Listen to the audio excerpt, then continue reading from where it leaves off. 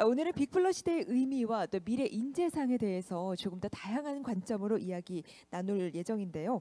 과연 신산업과 또 기존 산업의 융합 과정에서 어떤 인재상이 필요한지 또 여러 전문가분들과 함께 이야기 나눠보도록 하겠습니다. 오늘도 역시 끝까지 글로벌 인재 포럼 2023과 함께해 주시고요. 미래 인재를 위한 다양한 해법과 해안을 나누는 의미 있는 시간 되셨으면 좋겠습니다. 자, 그럼 먼저 A-1 세션으로 시작하겠습니다. 우리 기업의 입장에서 이 치열한 글로벌 시장에서 생존하기 위해서는 다양한 배경의 인재를 확보하는 것이 굉장히 중요할 텐데요.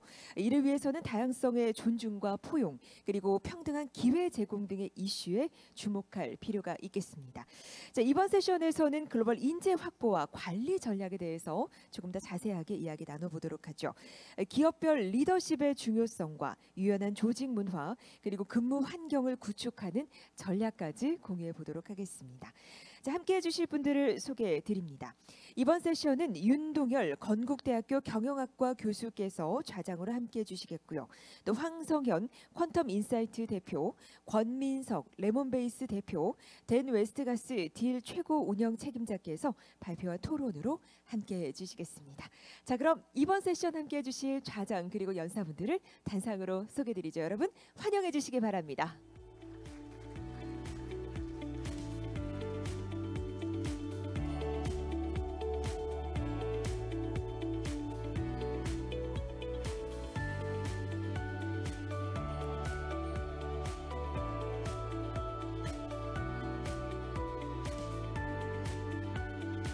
자, 그럼 지금부터는 A-1 세션 시작하겠습니다. 좌장님 부탁드립니다. 예, 안녕하십니까? 예, 이른 아침이셔서 저도 이렇게 많은 분들이 모일진 몰랐습니다. 1세션 좌장을 맡은 건국대학교의 윤동열입니다. 예, 서서 인사드립니다. 반갑습니다. 예. 예, 저희 세션 주제가 글로벌 인재 확보 및 관리 전략입니다. 오늘 이 주제에 대해서 심도 있는 논의를 하기 위해서 이 분야에 대한 최고의 전문가들을 모시고 저희가 말씀을 듣고 토론하는 시간을 갖도록 하겠습니다. 간단하게 아까 저희 아나운서 분께서도 설명을 해주셨는데요. 저희 세 분을 모시게 됐습니다. 제가 이분들을 그냥 소개시켜 드리겠습니다. 인사에 큰 박수 부탁드리겠습니다. 황성현 퀀텀 인사이트 대표십니다. 예, 감사합니다. 권민석 레몬베이스 대표십니다. 예, 마지막으로 뉴욕시티에서 오셨습니다. 이 발표 때문에. 댄 웨스트가트 딜의 최고 운영 책임자십니다. 예, 반갑습니다. 오늘 저희가 사실 프리젠테이션 시간이 20분 정도 부여되어 있고요. 또 토론 시간이 25분입니다. 그래서 제가 저희 프리젠터 분들께 좀 부탁을 드렸습니다. 그 발표 시간을 조금 준수해 주시면 우리가 여기 계시는 분들과 많은 대화를 더 할 수 있을 거라는, 많은 질문을 받을 수 있다는 것. 그래서 창을 통해서 또 질문해 주시면 제가 보고 또 그 이외에 이제 공통 질문 이외의 질문들도 받아서 좀 같이 나리주 쉐어하는 그런 시간이 될 수 있었으면 좋겠습니다. 그러면 첫 번째 발표부터 저희가 들어볼까요? 굉장히 이 분야에 대해서 식견을 가지고 계신 또 대표님이신데요. 황성현 퀀텀 인사이트 대표님으로부터 관련된 부분에 대한 이 프레젠테이션을 들을 수 있도록 하겠습니다. 큰 박수 부탁드리겠습니다. 네.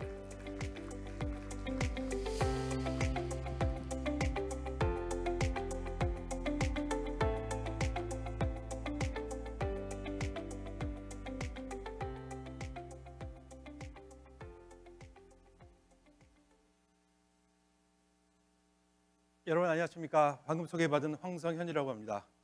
반갑습니다. 네, 오늘 제가 말씀드릴 내용은 글로벌 탤런트 애퀴지션 스트래티지라고 해서 어떻게 하면 글로벌 인재들을 우리가 잘 확보할 수 있을까에 대한 내용인데요. 사실 좌장님 말씀하신 대로 시간이 이렇게 길지가 않기 때문에 좀 핵심 위주로 말씀을 드리게 될 것 같습니다. 일단 제 소개를 잠깐 드리면 저는 한마디로 인사쟁입니다. 뭐 대단한 석학도 아니고요. 주로 이제 테크 기업이라고 하는 야후라든가 뭐 글로벌 또는 카카오 같은 곳에서 인사 책임자 역할을 좀 했었고요. 그다음에 글로벌 컨설팅 펌인 타우스페링과 링키지 같은 곳에서 컨설팅을 했고 지금은 한 50개 정도 스타트업에 자문을 하는 퀀텀 인사이트라는 회사를 운영을 하고 있습니다. 그래서 제가 이런 경험을 했던 것들을 바탕으로 해서 오늘 좀 더 실무적인 얘기와 이론적인 것들을 좀 섞어서 글로벌로 가는 우리 기업들은 어떤 인재 전략을, 특히 인재 확보 전략을 어떻게 구사해야 될 것인가 하는 말씀을 드리게 될 것 같습니다. 그래서 약간은 제가 오늘 오신 분들 보면 기업에서도 많이 오신 것 같고 또 학계나 학생들도 많이 오신 것 같아서 적절히 좀 섞어서 약간의 이론적인 부분과 실무적인 부분을 같이 말씀을 드리도록 노력해 보겠습니다. 오늘 말씀드릴 내용은 한 4가지 정도인데요. 세상의 판이 바뀌고 있다. 제가 항상 강의 때마다 하는 얘기지만 저는 가장 중요한 것이 우리의 이 마인드 프레임워크를 좀 바꿔야 될 때이다라고 생각하기 때문에 세상의 판이 바뀌고 있다는 말씀을 간단하게 드리고요. 그다음에 글로벌리제이션과 인재의 정의는 무엇인가, 또 어떻게 변화해야 될 것인가, 그다음에 워크포스 프레임워크라는 것이 바뀌고 있는데 이것은 어떤 것이고 또 글로벌 진출할 때 어떤 부분들을 고려해야 될 것인가, 이런 말씀들을 드리게 될 것 같습니다. 첫 번째 가장 중요한 부분이 세상의 판이 바뀌고 있다. 여기 계신 많은 분들 또는 저 같은 사람들이 한참 일을 했을 때 90년대, 2000년대 초반 또는 그 이전 같은 경우에는 세상이 이런 식으로 진화했었습니다. 즉 리니어한 그로스다, 선형적인 성장을 많이 해왔었죠. 근데 지금 우리가 맞닥뜨리고 있는 4차 산업혁명 시대 또는 디지털 트랜스포메이션이라고 하는 이런 세대는 좀 패턴이 다릅니다. 이런 식으로 기하급수적인 성장을 하고 있다는 것이 가장 큰 차이라고 보시면 됩니다. 그런데 이 과정에서 이 별표에 있는 지점, 즉 리니어한 그로스와 엑스포넨셜한 그로스가 충돌하는 지점이 굉장히 중요한데요. 왜 그러냐면 이 시점을 전후로 해서 세상을 보는 관점이 달라집니다. 즉 이런 별표 이전의 세상은 디셉티브하다고 보이는 거죠. 즉 모든 것이 사기처럼 보입니다. 새로 나온 그런 NFT라든가 블록체인이라든가 비트코인, 이게 설마 되겠어? 이런 생각을 가질 수 있지만 모든 아이디어는 아니지만 그중에 한 가지라도 새롭게 적용이 되고 세상에 나오게 되면 그것이 세상을 뒤흔들어 버리는 디스럽티브한 현상을 만들어 놓게 되는 것이죠. 저는 우리가 지금 굉장히 혼란스러운 것이 정확히 이 별표 지점에 있기 때문이라고 생각을 합니다. 지금 인류 역사 5,000년을 놓고 보게 되면 우리는 굉장한 혼란기를 겪으면서 변곡점에 있는 것이거든요.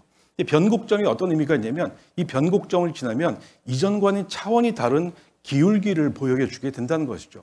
이렇기 때문에 우리는 이 시대를 잘 준비하지 않으면 이 다음 세대가 굉장히 어려워지거나 또는 굉장히 우리가 많은 혜택을 누릴 수 있는 세상이 펼쳐질 수 있는 것이죠. 그래서 이러한 시기에 있기 때문에 많은 기업들이 이미 준비를 했었습니다. 우리보다 좀 더 앞선 세대를 내다봤던 기업들, 이런 기업들은 한 5가지 준비를 미리 하고 있었는데 첫 번째는 조직 구조를 혁신적으로 바꾸기 시작합니다. 조직 구조를 바꾼 이유는 단 한 가지입니다. 의사결정을 세상의 흐름과 맞춰가기 위해서 전통적인 기업이 갖고 있는 그런 하이어러키컬한 조직에서 벌어지고 있는 느린 의사결정, 이것을 혁파하기 위해서 조직을 바꾸는 시도를 첫 번째로 했죠. 두 번째 시도는 뭐냐면 그 안에 있는 구성원들의 특징을 바꾸기 시작했습니다. 우리보다 훨씬 먼저 시작했죠. 보통 15년, 20년 전에 했다고 보는데요. 어댑터블한 워크포스를 들이기 시작합니다. 이 어댑터블하다는 데는 의미가 굉장히 많은데요. 일하는 방식도 어댑터블해야 되고요. 즉 우리처럼 모든 사람들이 사무실에 나와야 돼, 이것이 아니라 어디서든 플렉스블하게 일할 수 있는 그런 인재들. 그다음에 과거에 내가 스탠포드 박사야, 하버드 박사야, 이것이 아니라 새로 나오는 기술들을 유연하게 쫓아갈 수 있는 엄청난 학습 능력, 그것이 또 지속될 수 있도록 하는 세 번째에 있는 것처럼 빠르고 지속적인 학습 능력을 가진 사람들을 조직 안에 영입하기 시작을 했습니다. 그리고 우리가 코로나 때 코로나를 거치면서 절실히 느꼈지만 커뮤니케이션 채널이 굉장히 중요하다.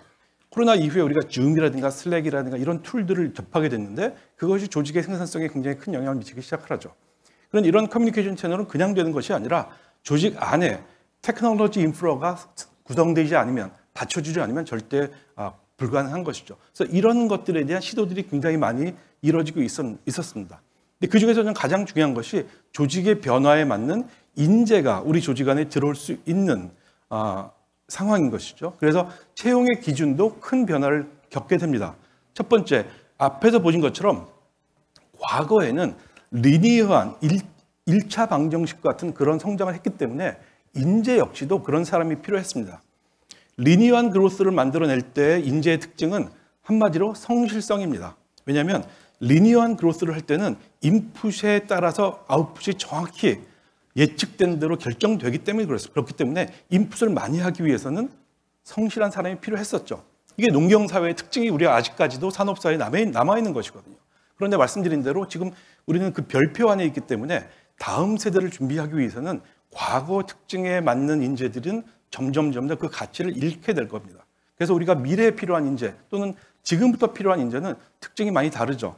전문성을 기반으로 한 엑스포넨셜한 인재, 굉장히 빠른 혁신적인 변화를 일궈낼 수 있는 그런 인재가 더욱더 필요하게 된 것이죠. 자, 그런 배경을 말씀드리면 기업이라는 것은 보통 이렇게 세 가지 단계를 통해서 성장을 하게 됩니다. 호라이즌 1, 2, 3로 성장을 하게 되는 것이죠. 이 단계를 보면 호라이즌 1 단계는 우리가 하고 있는 아주 기본적인 서비스와 제품을 잘 만드는 시기입니다. 그런데 여기서 그치게 되면 회사가 성장하지 못하죠. 그래서 두 번째 단계로 가야 되는데 그게 바로 호라이즌 2, 즉 덩치를 키우는 단계로 가야 됩니다. 이 덩치를 키우는 단계는 한 세 가지 정도의 옵션이 있는데 첫 번째, 제품과 서비스를 많이 만드는 겁니다. 지금은 A라는 서비스만 했지만 B, C, D, E로 진출하는 것이죠. 두 번째 단계는 우리가 한 가지 제품의 전문성을 가지고 있지만 그것을 우리나라에서만 제공하다가 일본, 동남아, 미주, 유럽까지 넓혀가는 글로벌 전략인 것이죠. 오늘 말씀드리려고 하는 바로 이 영역입니다. 이 영역을 거치지 않으면 회사가 커지지 않습니다. 세 번째 단계는 우리가 하고자 하는 것이 있지만 시간이 부족하거나 역량이 부족해서 바로 마켓에 진입하기 위해서 M&A를 하는 이런 전략이 세 번째가 되겠죠. 그 다음 전략이 바로 호라이즌 3입니다. 이 호라이즌 3는 지금은 예측할 수가 없고 보이지 않지만 우리의 미래를 먹여 살려줄 새로운 성장 동력, 즉 플랫폼을 만드는 것이 호라이즌 3입니다. 호라이즌 2까지는 우리나라가 굉장히 잘 해냈었는데 가장 지금 어려움을 겪고 있는 것이 호라이즌 3, 즉 미래 10년, 20년 후가 어떤 양상으로 펼쳐질지를 누구도 예측하지 잘 못하고 있습니다. 근데 그렇기 때문에 과거에는 선형적으로 생각해서 이 정도가 되겠구나라고 우리가 예측을 쉽게 할 수 있었으나 지금은 예측이 어렵지만 어떤 방식으로든 그걸 예측하고 따라갈 수만 있다 그러면 그 성장 속도와 리턴은 상상할 수 없을 정도로 커지게 되는 것이죠. 그런 것을 경험하고 있는 기업들이 지금 실리콘밸리에 아마존이라든가 구글이라든가 애플 같은 이런 기업들이 2,000조, 3,000조짜리 회사를 만들고 있는 것이 바로 이런 길을 잘 준비해서 따라갔기 때문인 것이죠. 근데 우리가 지금 생각해야 되는 것은 아직까지 호라이즌 3가 좀 멀긴 하지만 1차적으로 글로벌리제이션을 생각한다는 얘기는 호라이즌 2 단계에 진입을 하는 것이다 라는 것을 명확히 인식할 필요가 있습니다. 그렇다면 우리 기업은 이 호라이즌 2에 성공하기 위해서 어떤 전략을 써야 될 것인가? 여러 가지가 있을 텐데요. 첫 번째, 이 세 가지의 단계를 좋은 비율로 만드는 것입니다. 황금 비율이 70대, 20대, 10의 원칙이라는 것이죠.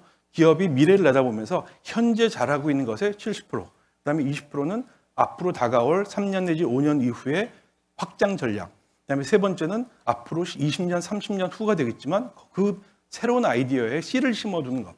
이것이 바로 글로벌 확장 전략의 밑그림이다, 블루프린트다 이렇게 보시면 될 것 같습니다. 그중에서 굉장히 중요한 부분이 저는 여기에 있다고 생각하는데요. 이 화살표를 제가 왜 그렸냐면 하나의 예를 들어드리려고 하는데 제가 이제 구글에 2007년도에 구글 코리아에 있었고 그다음 2010년도에 구글 본사로 가서 테크 쪽에 HR을 했었는데 이런 거를 보게 됩니다. 2007년도, 8년도에 구글에서 뇌과학자들을 뽑게 되는 것을 이제 알게 됐었는데 굉장히 기밀 문서였죠. 그런데 그 당시에는 왜 광고 회사인 구글이 뇌과학자를 뽑을까? 전혀 저는 연결이 안 됐었습니다. 그런데 나중에 2010년도에 구글 본사로 가서 조금 더 전략을 알게 되면서 깨달은 게 있었죠. 호라이즌 3 준비를 했구나. 즉 호라이즌 3를 어떻게 디파인 했느냐. 즉 호라이즌 3의 모습, 앞으로 2040년, 2050년의 모습은 인공지능이 지배하는 세상이 될 것이기 때문에 우리가 그 지점을 선점하기 위해서는 호라이즌 3에서 요구되는 조직 역량이 필요해야겠구나. 그것은 인공지능인데 인공지능을 알기 위해서는 인간지능을 알아야 되고 인간지능을 알기 위해서는 뇌과학자가 핵심이다라는 것을 이미 지금부터 16년, 17년 전에 거의 20년 전에 깨달은 것이죠. 그리고 그것을 미리 준비를 한 것이죠. 이건 굉장한 의미가 있습니다. 이것이 단순히 기업 전략이 아니라 우리 조직 역량이 현재 있는 것과 현재 조직 역량과 미래의 조직 역량이 어떻게 달라져야 할 것인가를 정확히 짚어낸 아주 전략적인 저는 움직임이다 이렇게 판단을 하고 있는데 이것이 단순해 보이지만 저는 그렇지 않다고 생각합니다. 조직 전체를 내다볼 수 있고 또 한 가지는 미래를 내다볼 수 있는 힘이 있어야 되는 것이죠. 근데 거기서 그치지 않고 그냥 전략만 짜는 것이 아니라 이런 전략을 실행해 줄 수 있는 조직 역량이 무엇이고 그 조직 역량을 달성하기 위해서는 어떠한 개인 역량, 즉 어떠한 인재들이 필요한 것인가를 다 연결시켜 놔서 그것을 빠르게 실행했다는 데 굉장한 인사이트가 있다고 생각을 합니다.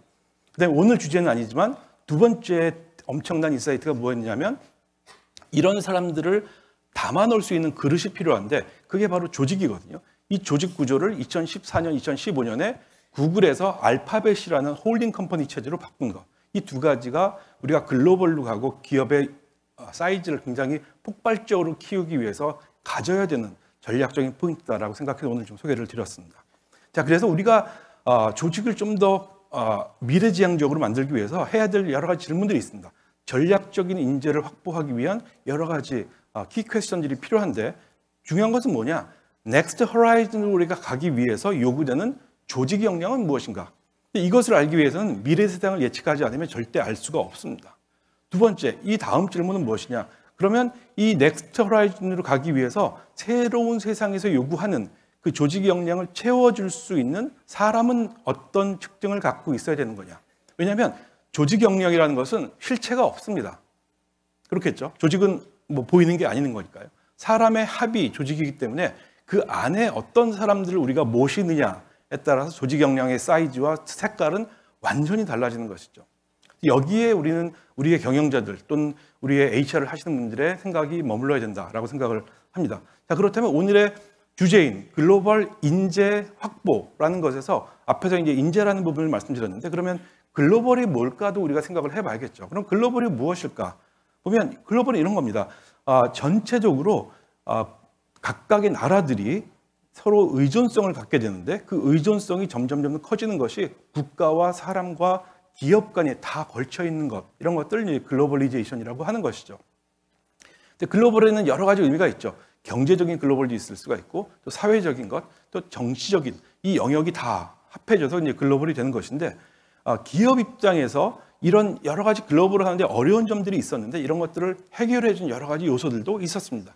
그중에 가장 핵심적인 것이 물론 많은 것들 정책적인 세제적인 측면들이 있고 규제적인 측면이 있겠지만 저는 가장 중요한 것은 기술적인 발전이 장벽을 허물었다. 그런데 이런 생각은 듭니다. 우리가 코로나를 겪으면서 자국 이기주의가 또 발동을 하면서 글로벌의 양상이 좀 달라지고 있죠. 예전처럼 무작정 시장을 여는 이런 것들은 좀 주춤해진 경향이 있기 때문에 이제 글로벌을 가는 기업들은 그 부분도 고려를 해야 될 상황이라고 봅니다. 그다음에 이제 우리가 글로벌로 갈 수밖에 없게 만드는 여러 가지 요소들이 있는데 당연히 1번은 뭐냐면 새 시장을 찾기 위해서 즉 호라이즌 2로 가야 되기 때문에 기존의 한국에만 있거나 우리 로컬 시장만으로는 성장할 수 없는 것이죠. 그래서 새로운 시장을 찾고 그다음에 경쟁에서 회피돼서 다른 시장으로 가기 위해서 여러 가지 또는 어떨 경우에는 정부의 정책을 피해 나가기 위해서 새로운 시장을 찾기도 합니다. 이런 것들이 할 수 없이 우리가 글로벌을 가게 되는 여러 가지 힘 중에 하나가 되는 것이죠. 우리는 이것을 파악도 해야 되지만 필요할 때는 우리가 이 글로벌에 대한 방향을 스스로 만들기도 해야 됩니다. 그러니까 억지로 밀려서 이런 힘에 의해서 글로벌로 밀려나가는 것보다는 우리가 미리 이러한 판을 짜고 계획을 하는 것이 잘하는 기업들의 특징이기도 합니다. 그래서 글로벌로 가게 되는 여러 가지 단계가 있을 수 있는데요. 첫 번째는 도메스틱 컴퍼니, 즉 로컬 회사에서 시작을 하고요. 그게 인터내셔널 컴퍼니로 진화를 하고 그다음에 멀티내셔널 컴퍼니, 그다음에 글로벌 컴퍼니, 마지막으로 트랜스내셔널 컴퍼니로 진입을 하게 됩니다. 보통 우리가 글로벌 컴퍼니라고 하게 되는데요. 대부분 로컬 컴퍼니들이 어떻게 진출을 하냐면 처음에는 이 시장이 될지 안 될지를 확신할 수 없기 때문에 그냥 그쪽에 있는 에이전시를 쓴다거나 아니면 계약으로 한번 우리 진출하려고 하는지 좀 도와줄래? 그래서 여기서 여러 가지 계약들을 하게 되는 것이죠. 계약 위주로 시작 진출을 하게 됩니다. 오늘 참가를 하셨지만 딜 같은 컴퍼니들이 이런 과정에서 글로벌을 쉽게 갈 수 있도록 도와주기도 하는 그런 역할들도 하고 있는 것이죠. 네, 그런 것들이 이제 인터내셔널 컴퍼니로 가는 것이고, 그게 충분히 자리를 잡게 되면 멀티내셔널 컴퍼니로 가고, 이 멀티내셔널 컴퍼니는 아직까지는 우리 본사가 힘을 쥐고 있는 것이 이 멀티내셔널 컴퍼니의 핵심입니다. 근데 글로벌 컴퍼니로 가게 되면 이 전체적인 힘이 전체적 디센트럴라이즈해서 분산돼서 각각의 나라들이 힘을 발휘하게 되는 것이고요. 그리고 로컬에서 스스로 판단을 내릴 수 있는 힘을 갖게 됩니다. 그 다음에 트랜스내셔널 컴퍼니로 가게 되면 이제는 나라의 장벽이 없이 우리가 어떤 회사, 어느 나라에 있다고 하더라도 그 회사 안에서 어디든지 돌아다닐 수 있는, 꼭 일본에는 일본 사람이 있어야 돼, 한국에는 한국 사람이 있어야 돼라는 장벽이 완전히 무너지는 단계가 트랜스내셔널 단계로 가게 되는 것이죠. 그래서 이 단계에서 아까 말씀드린 대로 에스노센트릭 채용 전략은 우리가 보낸다, 헤드쿼터에서 보낸다. 그다음에 폴리센트릭을 하게 되면 이제는 한국에서, 그러니까 헤드쿼터에서 사람을 보내지만 일부 사람들은 로컬에서 또 채용을 하게 되는. 그다음에 리지오센트릭을 하게 되면 이제 리전 안에서 사람이 돌아다니는. 그다음에 지오센트릭을 하게 되면 아까 맨 마지막에 트랜스내셔널 단계로 가듯이 회사 내에서 나라에 상관없이 어디든 가게 되는 이런 단계로 가게 되는 것이죠. 그런데 지금 일부 회사들 기술이 발전됨에 따라서 사실은 인터내셔널 컴퍼니 단계와 멀티내셔널 단계를 뛰어넘고 한국에서 바로 글로벌로 가는 기업들이 많이 나타나고 있다는 것은 새로운 글로벌의 양상이다, 이렇게 보시면 될 것 같아요. 그래서 도메스틱에서 글로벌리 가는데 많은 기술들, 아까 말씀드렸던 그 딜 같은 회사들 또는 줌 같은 기술, 또 슬랙, 이런 커뮤니케이션 도구들이 부상을 하면서 이 여러 가지 것들을 도와주고 있는 단계가 되고 있다라고 보시면 되겠습니다. 자, 그래서 또 한 가지 비유는, 우리가 예전에 글로벌 인재라고 했을 때는 우리나라에서 일본이나 미국에 가서 거기 사람을 뽑는 것을 글로벌 인재라고 보통 봤었는데요. 이제는 우리도 경제 10위 안쪽에 있는 경제적으로 굉장히 튼튼한 나라가 됐기 때문에 많은 사람들이 한국으로 들어오고 있습니다. 그래서 글로벌 인재가 밖에 있는 것이 아니라 밖에 있는 사람들이 한국에 들어오는 이 단계를 어떻게 잘 퍼실리테이팅을 할 거냐, 더 잘 들어오고 그중에서 좋은 인재를 골라낼 것인가 하는 것도 굉장히 중요한 이슈가 되고 있다고 생각을 합니다. 또 한 가지는 여러분들의 마인드셋에 관련된 건데, 예전에 우리가 산업사회 때는 사람을 길렀습니다.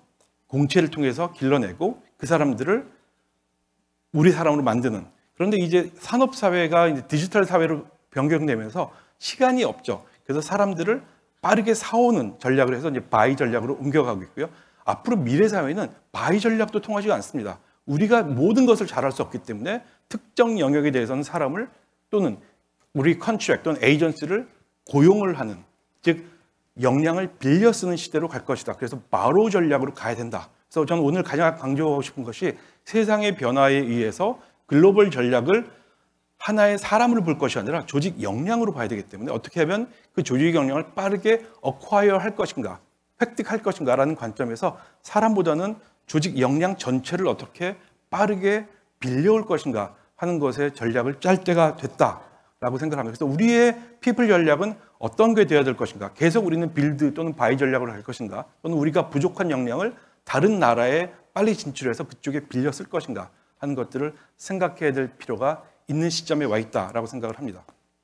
그래서 오늘 마지막으로 제가 이제 강조드리고 싶은 것은, 그러한 관점에서 사람을 채용하는 기준 자체가 달라지고 있는데, 한 5가지 정도의 여러분들이 현업에서 직접 적용하실 수 있는 실천적인 걸 말씀드린다 그러면, 첫 번째, 똑똑한 사람이 필요할 거고요. 그게 바로 General Cognitive Ability라는 하는 부분이고요. 두 번째가 RRKE, 즉 Role Related Knowledge and Experience. 세 번째, Leadership. 네 번째, Cultural Fit. 그 다음에 과거와 다르게 하나를 더 추가한다고 하면, 그로스 마인드셋이 있는 인재들이 조직에 들어올 때 그것이 조합이 돼서 조직이 성장하는, 조직이 그로우하는 그런 상태로 갈 수 있을 것이다 라는 것을 말씀드리고요. 마지막 한 가지 팁만 더 드린다고 하면, 결국 인재를 채용하는 것, 오늘 세 가지 글로벌 인재 확보라는 차원에서 세 번째, 확보에 대한 방법을 말씀드린다면, 리크루팅은 이렇게 마케팅과 똑같이 퍼널로 작동을 하게 되어 있습니다. 그래서 퍼널을 맨 위쪽에 얼마만큼의 인풋을 넣는지에 따라서 맨 마지막에 나오는 결과값이 거의 결정되어 있다. 제 경험상 또는 여러 가지 리서치를 봤을 때는 거의 1%의 확률, 100명의 레주메를 봤을 때 한 명이 뽑히기 때문에 이걸 어떻게 하면 더 효과적으로 줄일까 하는 것에 대한 고민을 하셔야 될 때가 분명히 왔고, 그것이 과거에 우리 한국 사람을 보는 기준으로 뽑는 것이 아니라 글로벌 인재에 대해서 이 전략을 어떻게 적용할 것인가에 대한 고민을 이제 하셔야 될 때라고 생각을 합니다. 그 실천적인 여러 가지 말씀들은 오늘 패널 디스커션에서 더 소개를 드리도록 하겠습니다. 네, 감사합니다. 예, 이따 저희가 토론에서 다시 만나 뵙겠지만 다시 한번 큰 박수 부탁드리겠습니다. 세션이 시작하고도 많은 분들이 또 더 들어오신 것 같습니다. 오늘 세션에 그만큼 관심이 있으신 것 같은데요. 황선현 대표님께서 굉장히 많은 인사이트를 주셨어요. 질문도 주셨고요. 이 글로벌라이제이션에 대한 부분, 그리고 실제 어떻게 판이 바뀌고 있고 어떠한 준비가 필요한지에 대한 부분들이 있는데, 여러분도 잘 들으시는 바대로 한번 고민해 보시고 또 중요한 질문이 있으시면 주시면 반갑겠습니다. 두 번째 세션입니다. 저희 지금 연사분이 기다리고 계시는데요. 사실 목소리가 좀 잠기셨다고 했습니다. 근데 그래도 아마 잘 전달해 드릴 거라고 생각합니다. 권민석 레몬베이스 대표입니다. 큰 박수 부탁드리겠습니다.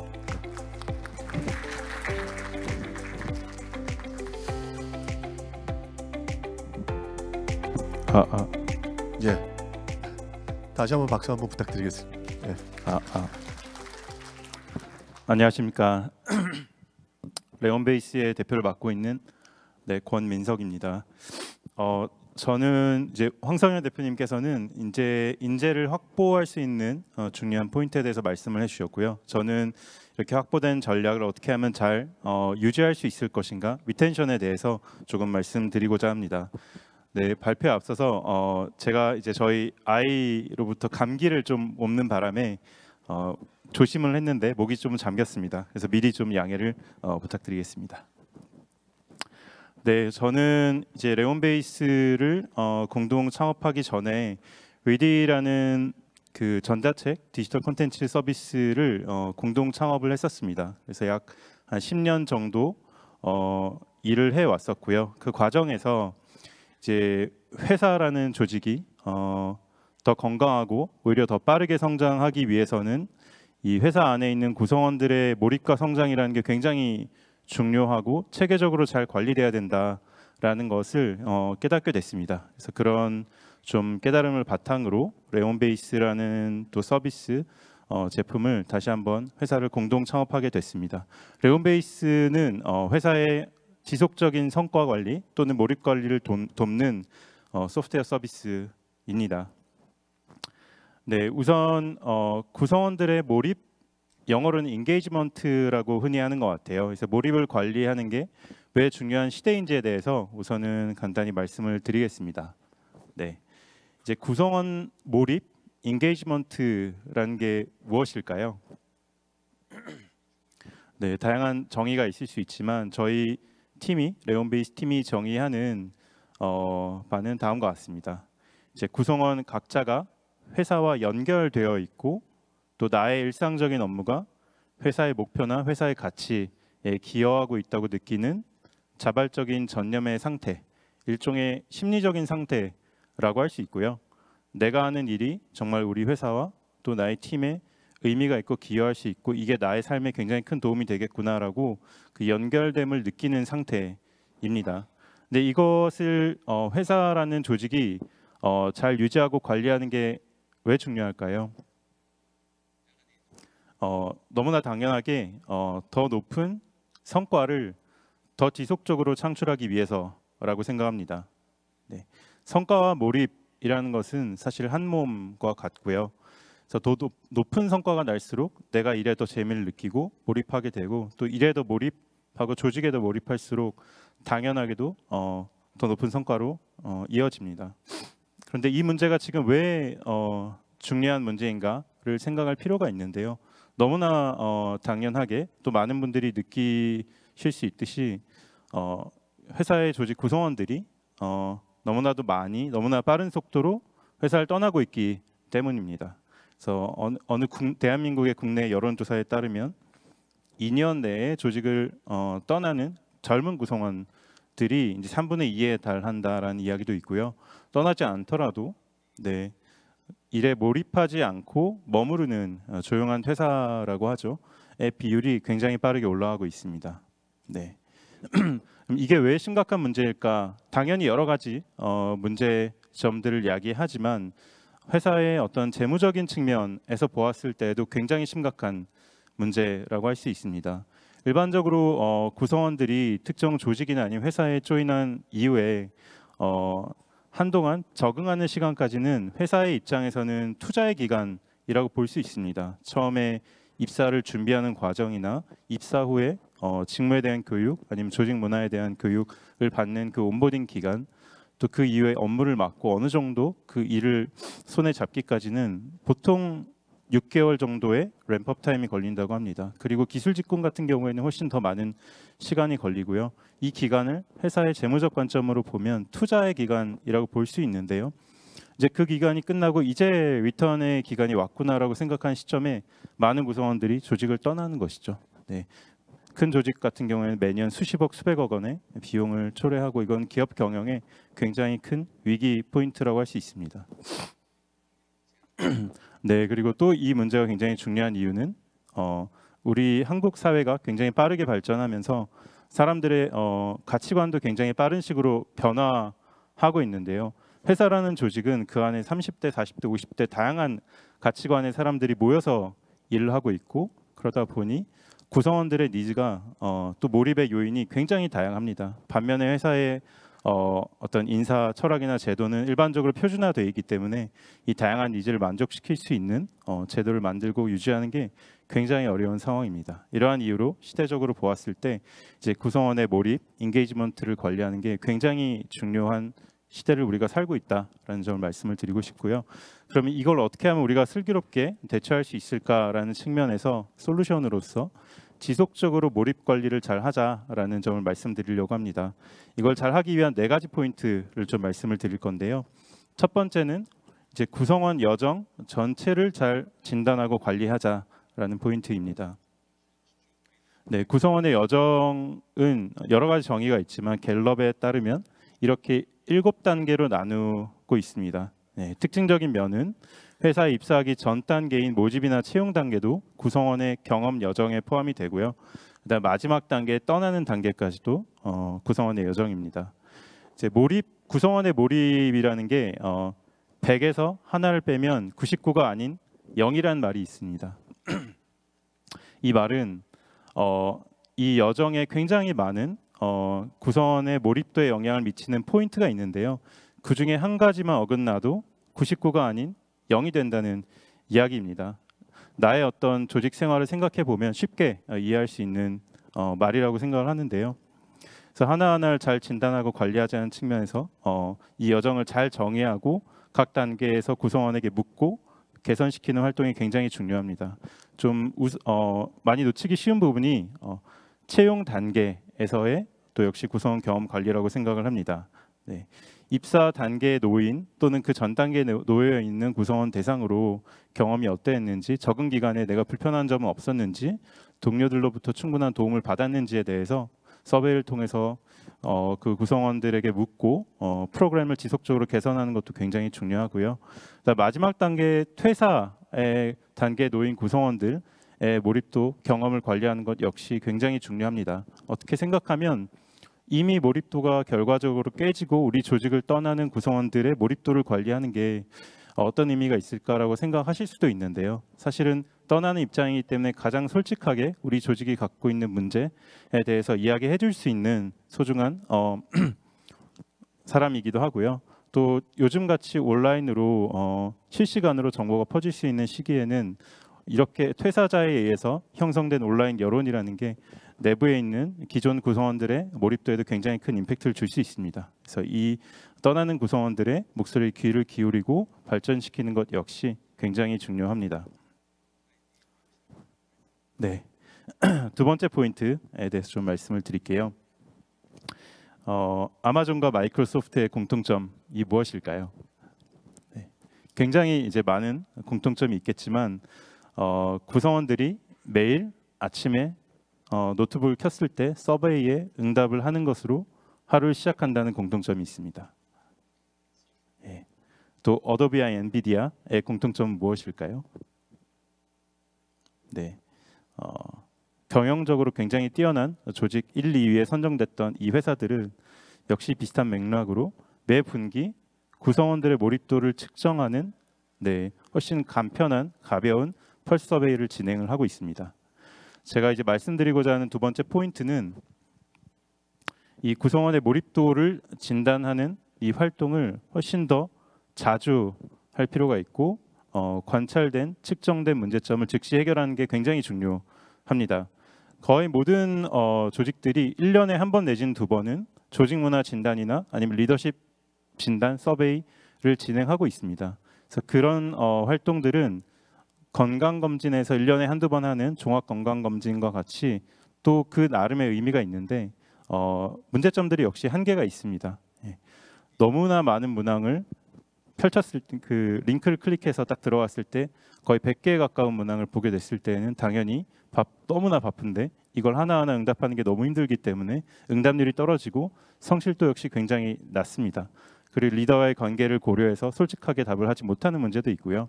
1년에 한두 번 하기 때문에 이미 반년 전, 9달 전에 끝난 문제가 다시 한번 꺼내지고 해결하는 게 의미 없는 상황이 발생하기도 합니다. 그렇기 때문에 이런 구성원 몰입도의 문제를 진단하기 위한 서베이를 더 자주 하는 것이 굉장히 중요하고요. 이건 글로벌하게 굉장히 큰 트렌드가 되고 있습니다. 달리 얘기하면 이런 서베이를 스팟 서베이나 펄스 서베이라고 하고요. 펄스 서베이라는 말은 마치 사람의 맥박을 재는 것처럼 자주 주기적으로 한다라는 의미를 담고 있는 표현이기도 합니다. 그래서 매일 또는 매주 또는 매월 더 간소화된 하나에서 5개 정도의 문항으로 끊임없이 지속적으로 체크하고 발견하고 해결하는 이런 보다 높은 빈도의 호흡을 가져가는 게 굉장히 중요합니다. 이제 이렇게 더 자주 하자라고 하면 HR에 계신 분들 입장에서는 이런 고민이 드실 것 같아요. 첫 번째로는 1년에 한두 번 하는 것도 너무 힘들다. 취합하고 분석하고 보고하고 공유하고 이걸 더 자주 하기 위해서는 사실 이걸 효율화시키고 더 능숙하게 분석할 수 있는 도구의 도움을 받을 필요는 있습니다. 그래서 이제 왼쪽 이미지 같은 경우에 레온베이스 서베이 제품의 이제 분석 기능인데요. 이런 HR 테크의 도움을 받아서 쉽게 취합하고 자동으로 취합하고 실시간으로 분석하고 쉽게 공유할 수 있는 이런 도구의 마련 역시 중요하고요. 또 두 번째 어려움은 1년에 한 번 하는 것도 참여를 잘 하지 않는데 어떻게 하면 매주 매월 참여할 수 있을까? 이 참여도라는 것은 그 내용의 어떤 신뢰도에 굉장히 큰 영향을 미치기 때문에 이런 고민을 하실 것 같아요. 역시 접근성이라는 게 굉장히 중요합니다. 그래서 얼마나 모바일로 또는 구성원들이 일상적으로 사용하는 소통 도구에 잘 연결돼 있냐 이런 부분 역시 굉장히 중요합니다. 세 번째 포인트는 더 데이터 기반으로 진단하는 것입니다. 일상적으로 잘 구성원의 팀원의 몰입도를 체크하자라고 하면 여전히 많은 조직에서는 리더의 직관에 의존하는 것 같아요. 그래서 출근하는 구성원의 얼굴을 보고 표정을 잘 살펴라. 뭔가 말에 기운이 없으면 면담을 해라 이런 식으로 팀 단위의 리더의 직관에 의존하는 경우가 굉장히 많은데요.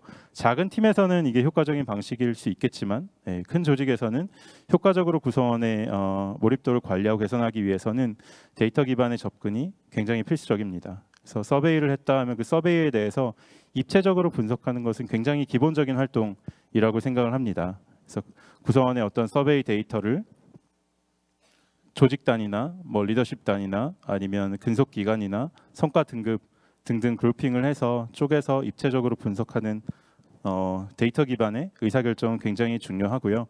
그다음 최근에는 이제 서베이라는 것도 응답자의 여러 가지 편향이 낄 수 있기 때문에 그런 편향을 최소화하기 위해서 다양한 종류의 피플 데이터를 통합 분석하는 경우가 시도가 많이 늘고 있습니다. 그래서 예를 들면 1:1 미팅이나 이메일, 메신저 같이 관계 데이터, 자연스럽게 쌓이는 관계 데이터가 있는데요. 그 관계 데이터를 통해서 소통이 얼마나 활성화되어 있는지 또 업무에 대해서 얼마나 몰입하고 있는지를 분석하는 시도도 많이 일어나고 있고요. 또 사내 SNS나 커뮤니케이션 채널을 통해서 계속해서 쌓이는 텍스트를 분석해서 역시 정서나 트렌드를 파악하는 시도 역시 많이 일어나고 있습니다. 그래서 링크드인이라는 회사의 대표적인 사례가 있습니다. 그래서 링크드인은 메신저나 이메일, 스케줄 데이터를 통합적으로 분석해서 구성원들의 업무 피로도나 몰입도를 역시 분석한 사례들도 있고요. 이런 시도들이 많이 일어나고 있습니다. 네, 지금까지 구성원들의 지속적인 몰입 관리를 위해서 구성원 여정 전체를 잘 관리하고 그 과정에 더 자주, 더 데이터 기반으로 관리하는 게 중요하다는 말씀을 드렸는데요. 이게 성공을 하고 실제로 더 높은 성과로 이어지려면 사실 네 번째 포인트가 가장 중요하다고 저는 생각을 합니다. 바로 이런 서베이에 참여하는 구성원들의 조직에 대한 신뢰입니다. 내가 이야기를 하면 이 조직이 내 말을 듣는구나라는 믿음, 신뢰인데요. 안타깝게도 현실은 그렇지 않은 것 같습니다. 조사에 따르면 이제 나의 의견이 조직에 수용이 될 때 나는 업무의 효율성, 몰입도가 올라간다. 굉장히 상식적인 생각이잖아요. 그렇게 응답한 구성원은 대다수인데요. 실제로 이게 잘 나의 목소리가 반영된다라고 느끼는 구성원은 채 절반이 되지 않습니다. 그만큼 신뢰도가 낮고 이런 상황에서는 내가 이야기를 했을 때 소용이 없다고 느끼기 때문에 두 번째, 세 번째는 이야기를 안 하게 됩니다.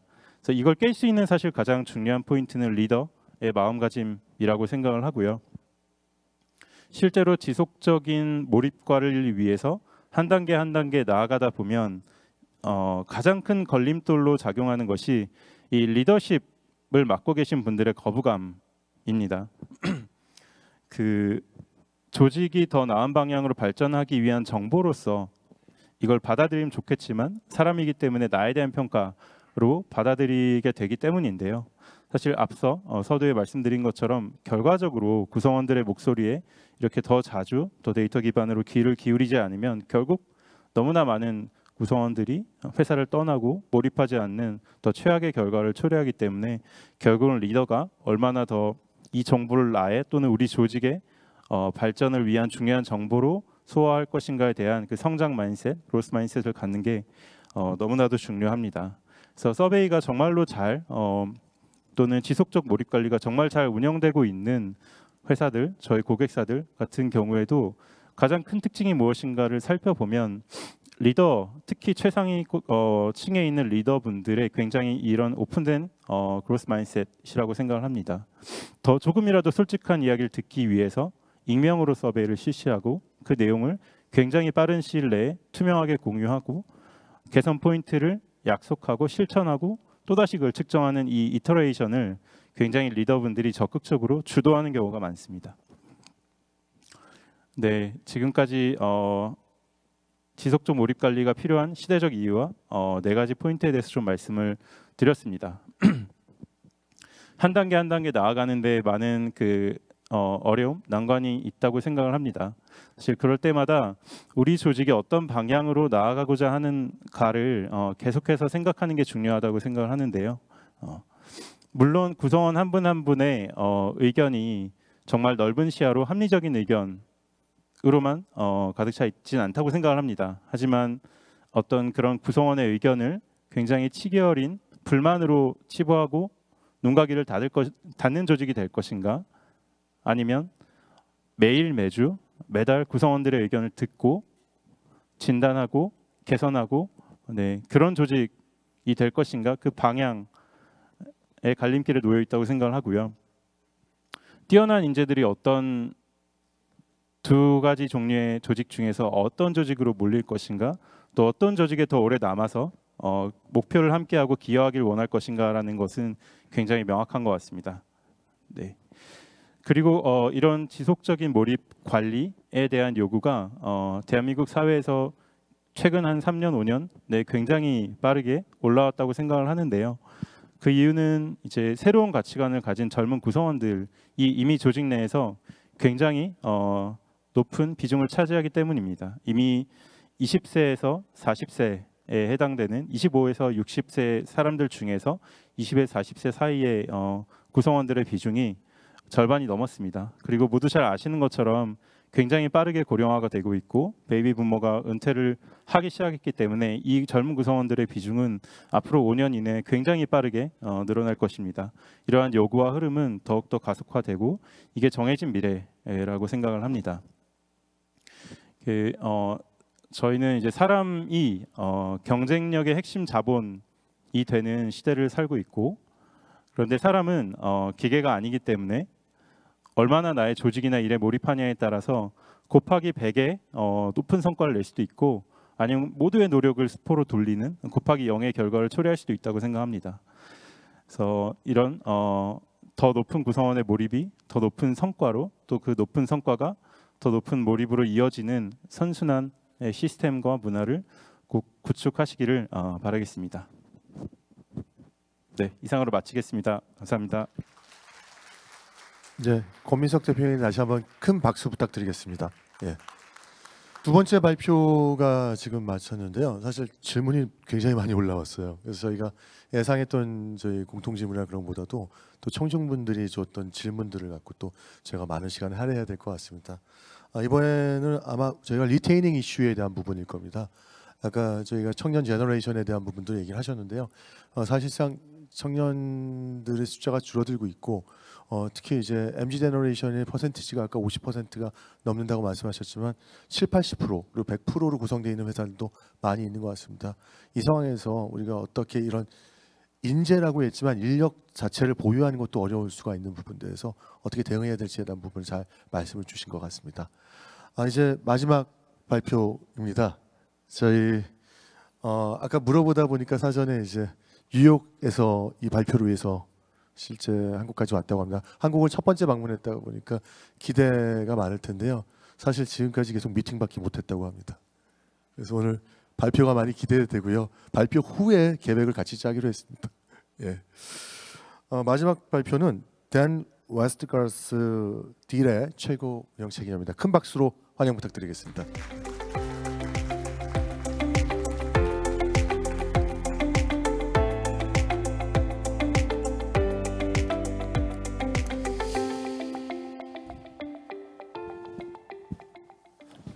Hello, ladies and gentlemen. I am going to speak in English, and I'm going to speak from the lectern to ensure clarity. Hello, I'm the COO of Deal. We're a global HR company. I'm an operations person, and as such, I love working with data. Before I came here to Korea, I wanted to understand some of the local challenges. Thank you. So we commissioned Rakuten Insights to research the sentiment of over 300 Korean businesses. We spoke with decision makers across many different industries on the work of the human resources landscape. And over the next few slides, we will talk about the results from those interviews.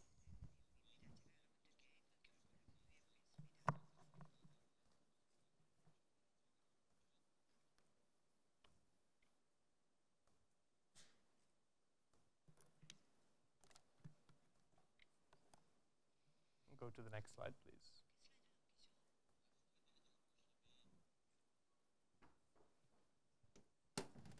Thank you.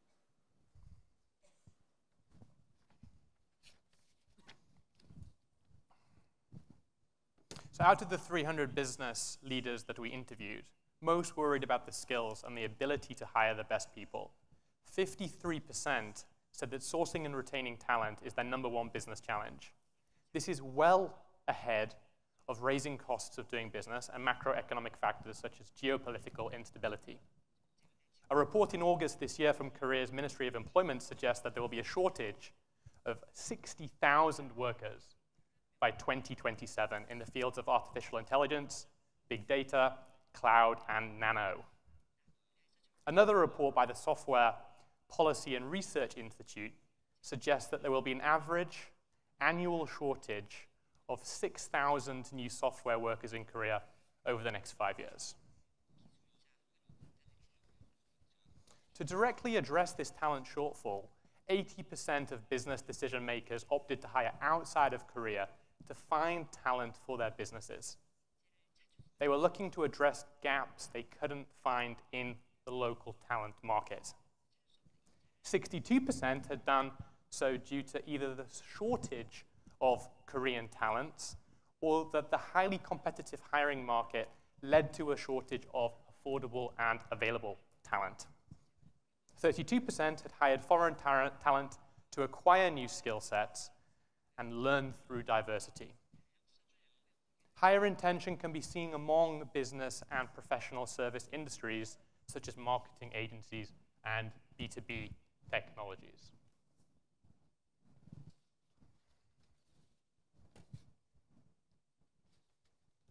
Nearly 80% of businesses interviewed believe that Korean leaders need to make more data and technology-driven decisions.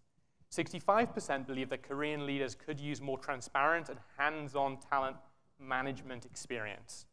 Transformation in talent management and development will help Korea match its workforce practices to its impressive technological and digital strengths. In my experience, rigid hierarchy and organizational structures which emphasize top-down management and complex upward reporting massively limit informal communication, particularly across departments. At Deel, we focused on removing these blockers and encouraging collaboration across the whole business. This has been key and central to our fast growth.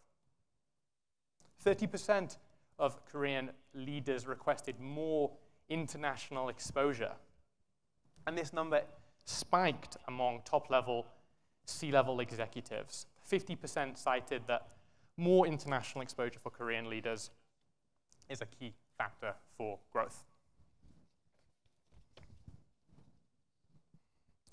83% of top decision makers are ready to raise salaries and benefit packages to attract and retain talent. This percentage is even higher in larger businesses at 94%. Only 17% of Korean businesses do not plan for any major salary increments. Today, globally, the #1 ask from employees is flexibility. The typical remote opening now gets 3 times as many applicants as in-office roles. And we've seen this firsthand here at Deel, with roles getting hundreds, sometimes even thousands of applications. We have had 400,000 applications across all roles in this year alone. This is a massive benefit as we have the pick of the talent when we open up a new role.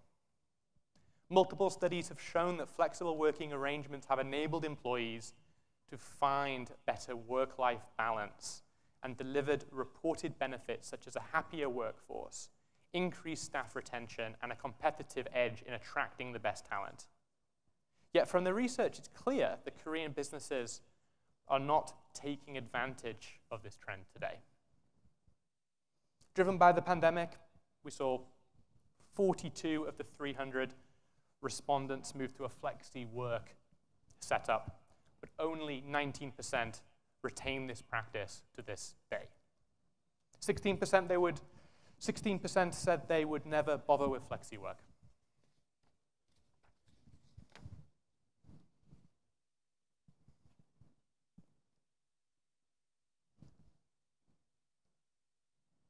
The future is bright.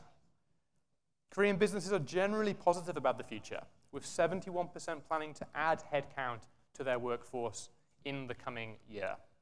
And of that, 50% will be hiring Korean talent and 21% looking to hire international talent. Global expansion is imminent.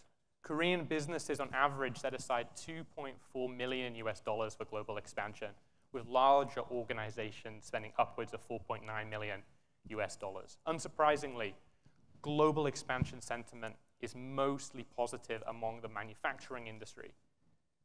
94% of manufacturing businesses want to invest in global expansion. Of these, 34% are bold investors. But going global is difficult. Lots of Korean companies want to make a more effective and more efficient way to scale globally. Anecdotally, my team tells me that The traditional way for Korean businesses to operate overseas is to send a Korean national to another country to scale its business.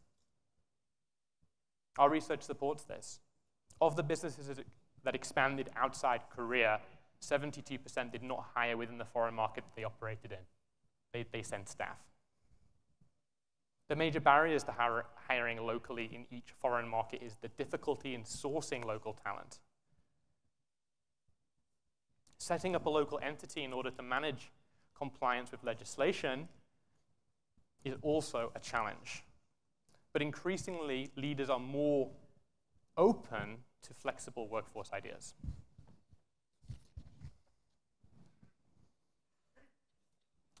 Shortly, myself and our fellow panelists will take you through some of the examples of how Deel has helped businesses grow and take advantage of new talent and flexible management practices. But first, I wanted to give you a quick introduction to Deel and spend some of the ways in which we have shaken up the traditional workplace. Today's workplace wants more flexibility, and the internet has made the globalization of labor more accessible than ever.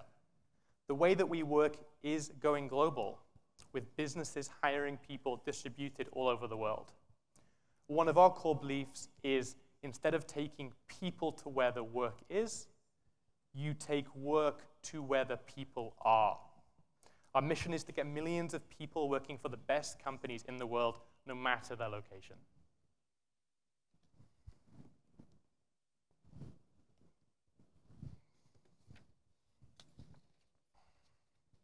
Each year, Deel uses its own data to produce a global hiring report.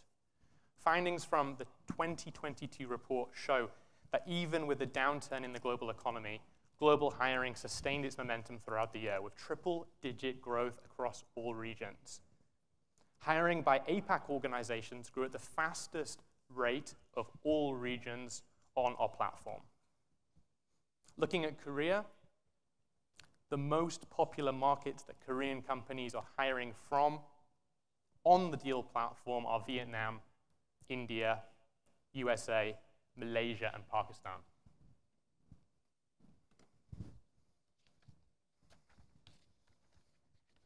I'd love to talk a little bit about Deel and what we do on our platform. Deel is a fully integrated solution that allows our clients to hire and pay, manage HR, and comply with rules and regulations. Put simply, companies from any corner of the globe can use us to hire, onboard, and manage employees and contractors in any market. We were founded in 2019. We were a Y Combinator company. Many of you might recognize the Y Combinator logo and the Y Combinator program, a San Francisco-based technology accelerator. Here you can see our co-founders, Alex and Chua. Alex Bouaziz, who is our CEO, has never worked in an office. Remote work and flexi work is all that he knows.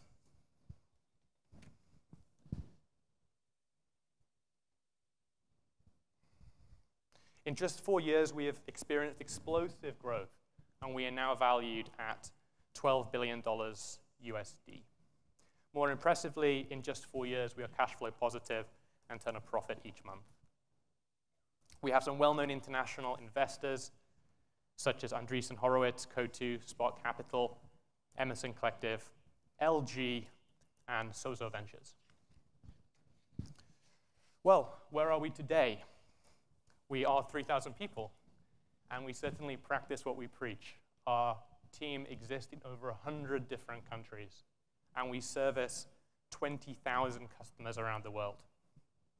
We've paid out over $5 billion to global workers, and that number is going to significantly increase. We're now sending over $1 billion a month to the global workforce. I'm very proud to show you some of our customers. You'll note some famous international companies here from different sectors.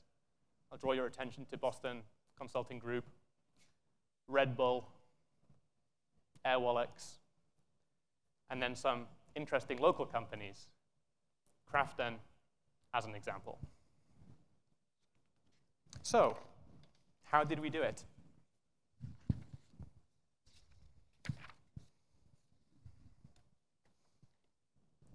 Deal is very much built on a number of core values.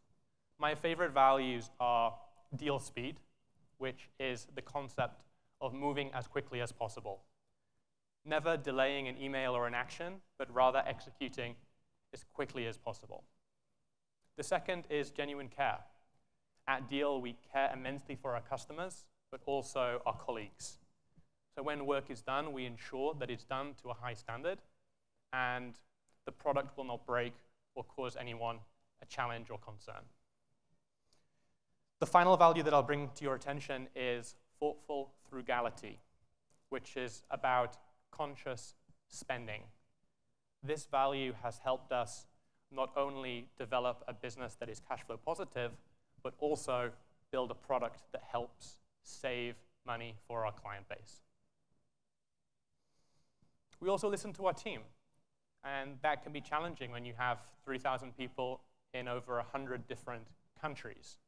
We deal with just about every time zone, every religion, every culture, and it can be a challenge.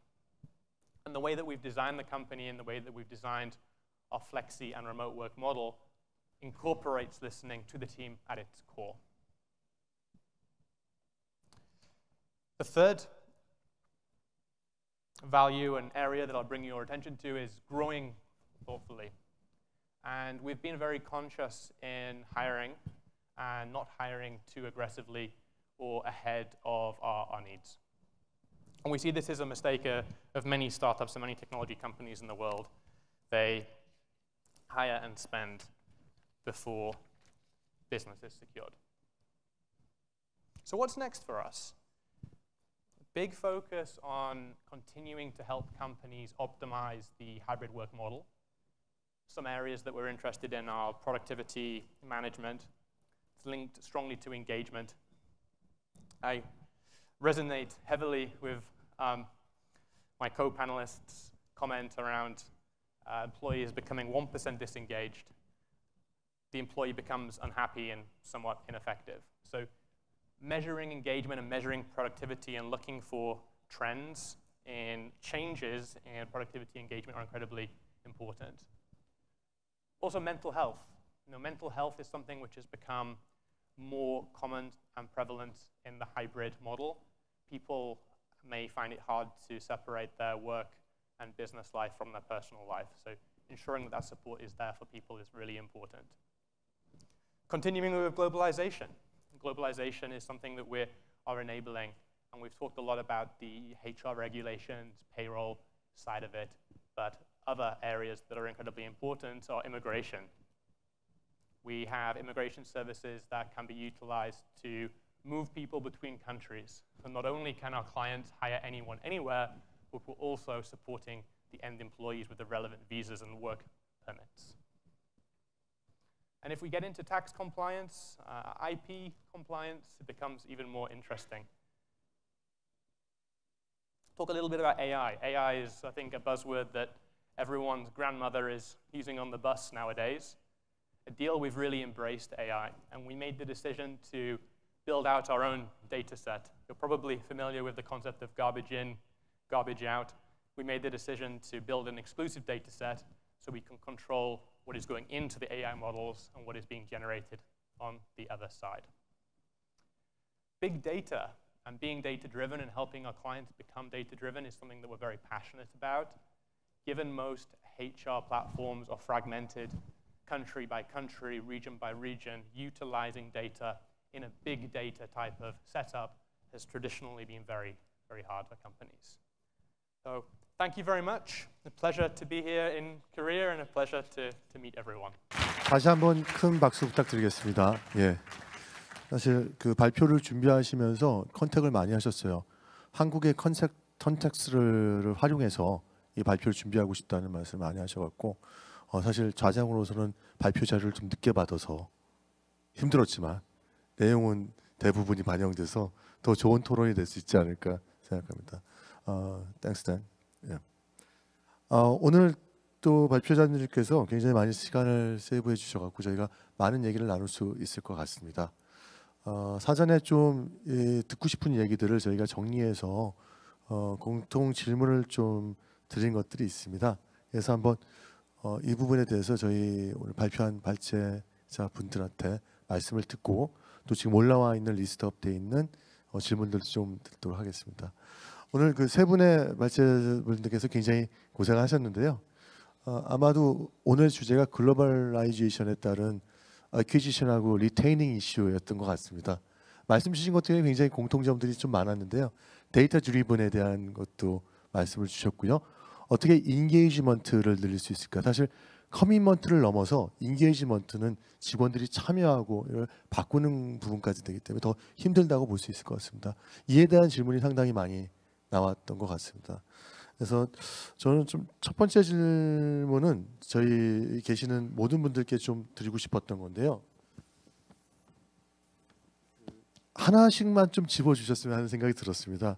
실제 글로벌 인력을 확보를 성공적으로 하기 위해서 가장 기여하는 기업이 생각했을 때 기여하는 핵심 요소는 무엇일까에 대한 질문이거든요. 굉장히 다양한 부분에 대해서 말씀을 주셨어요. 근데 그 중에서 가장 중요한 키 팩터가 뭔지에 대해서 좀 한번 말씀 주셨으면 좋겠는데 우선 황상영 대표님 한번 말씀 주실 수 있을까요? 네. 네, 그 제가 강의 때도 잠깐 언급을 했던 부분인데요. 저는 성공적인 글로벌 인재를 확보하는 전략에 있어서는 일단 비즈니스 전략에 대한 이해가 가장 우선돼야 된다고 생각을 하고요. 당연히 글로벌 가는 기업들은 이미 그렇게 하고 계시겠지만 글로벌 갈 준비를 하는 기업들이라면 단순히 그 나라에 있는 사람을 채용한다가 아니라 우리가 글로벌 전략을 수행하는 데 있어서 본사의 역할, 본사가 수행해야 되는 가장 중요한 조직 역량은 어디에 있고 또 그 역량을 채워줄 수 있는 기지로서의 해외를 보고 그 각각의 기지들은 그 나라의 특성과 또 우리가 주려고 하는 그 역할에 따라서 밸류체인상에서 어느 부분을 담당할 것인가. 예를 들어서 나이키 같은 경우는 워낙에 매니팩처링을 하지는 않지만 매니팩처링 전부 아웃소싱을 해서 다 빼버린 것이고 그 다음에 그 나라에 해당되는 분들은 좀 더 마케팅과 영업에 집중하는 또 어떤 R&D를 또 도와주는 이런 부분 특화되어 있는 걸 봤을 때 그 나라별로 다 특징이 있을 거거든요. 그래서 예를 들어 인도네시아 같은 경우는 완전히 매니팩처링 할 수 있는 기지로 한다든가 우리나라도 마찬가지지만 그렇게 나라별 특징에 맞는 우리가 수행해야 되는 역할을 어떻게 적절히 역량을 분배할 것인가라는 것에 좀 더 포커스를 해야 되기 때문에 가장 중요한 것 한 가지만 뽑으라고 한다면 비즈니스 전략을 명확하게 이해를 하고 그것이 전체로서의 가장 옵티마이즈된 구조를 갖기 위해서 그 플랜을 짜는 부분이 1번이라고 생각을 합니다.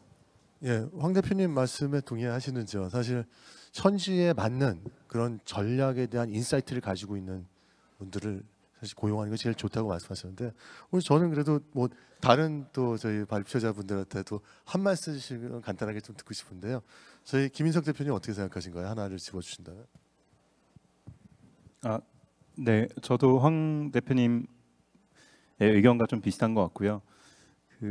이제 글로벌 진출이든 아니면 뭐 새로운 사업이든 결국 본질적으로는 달성하고자 하는 목표가 무엇인지를 명확히 조직 내에서 정하는 게 일단 첫 번째인 것 같습니다. 그리고 그 목표를 달성하기 위해서 우리 조직 내에 지금 필요한 역량이나 경험이 무엇인지를 정확히 정의하고 그 역량이나 경험을 찾아 나서는 그 기본적인 부분이 가장 중요한 것 같습니다.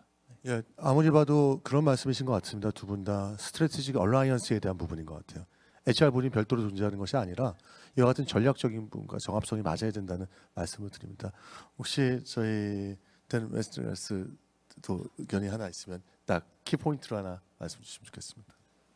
I think from the outset, the company hiring needs to be neutral, focusing on the skills rather than the location of the person. And during the talent acquisition process, the person that is being acquired will very quickly be able to sense if the organizational design of the company that is hiring is fit for a global model. And I think technology infrastructure, communication infrastructure, and the way the organizational matrix is structured and set is extremely impactful. It's very good having a strategy But if that is not practiced, the people that are being recruited will not take the position. 전반적인 부분에 대한 것들 다 말씀해 주신 것 같아요. 인프라는 물론이고 이 프로세스라든지 커뮤니케이션 이런 부분까지 다 같이 갖춰야 된다는 말씀 같은데요. 저희가 지금 또 여쭤보고 싶었던 것 중에 아까 황 대표님이 말씀하신 것 중에서 좀 나왔었던 부분인 것 같아요. 저희가 알고 싶었던 것 중에 하나가 실제 국내 기업이든 해외 기업이든 뭐 웨스트 투 이스트, 이스트 투 웨스트로 해서 저희가 주제로 AOM에서 많이 다뤘었는데 글로벌 채용 전략에 있어서 실제 그 표준화라고 얘기하죠. 글로벌 스탠다이제이션하고 또 현지화, 로컬라이제이션에 대한 부분을 어떻게 이 균형을 유지할 수 있을까가 상당히 궁금한 부분 중에 하나인 것 같습니다. 이 부분에 대해서는 저희가 미스터 댄 웨스트가트에 먼저 좀 질문을 드리고 싶습니다. 어떻게 맞출 수 있을까요? 예. 한국 기업에 대해서 좀 레커멘데이션 해주신다면 어떨까요? 그렇습니다. Yes, I would start with the compensation structure. It's important that the compensation structure, including the value of the compensation and also the currency and level of benefits, such as healthcare, insurance, pension, and additional perks, are local. If this is done through global policy, it will almost certainly fail. This is because of extreme differences in economic environments, costs of living, and emotional norms. For an example, you cannot compensate somebody working here in Korea in the same way and level as somebody working in a Southeast Asian company. I will use Philippines as the example. The policy must be local. 예, 말씀 주신 부분에 아무래도 이 직원들에 대한 expatriate에 대한 어떠한 보상이라든지 생계비라든지 이런 부분에 조금 더 집중이 되셨던 것 같아요. 사실 저도 그 국내 글로벌 기업에 한 11년 정도 재직을 하다가 유학을 갔었는데 그때 expatriate management라든지 로컬 인플루이에 대한 채용 이슈를 많이 담당을 했었습니다. 근데 그때 당시에도 지금 말씀하셨던 그런 생계비에 대한 디퍼런스라든지 여러 가지 이슈들도 많이 있었고요. 또 우리가 흔히 지금 얘기하고 있는 문화적인 측면도 같이 얘기가 나왔던 것 같습니다. 혹시 이 부분에 대해서 저희 뭐 황 대표님이라든지 권 대표님 좀 의견 있으시면 황 대표님 먼저. 예. 네, 제가 오늘 뭐 발표 자리에서 가장 강조하고 싶었던 부분이기도 한 것 같은데요.